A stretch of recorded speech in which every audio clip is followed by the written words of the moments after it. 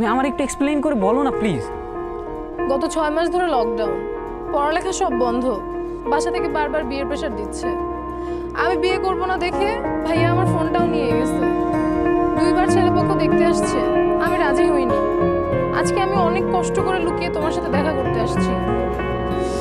তুমি কি বলতেছো, বিয়ে হয়ে যাবে মানে? আমার তো মাথা কাজ করতেছে না। আমি কি করবো আমার বলো। আমি তোমার বাসায় গিয়ে কথা বলবো? তুমি কি কথা বলবা? তুমি এখন স্টুডেন্ট। তাহলে আমি কি করবো? আমি তো কিছু বুঝতেছি না। আমার কি করার আছে আর?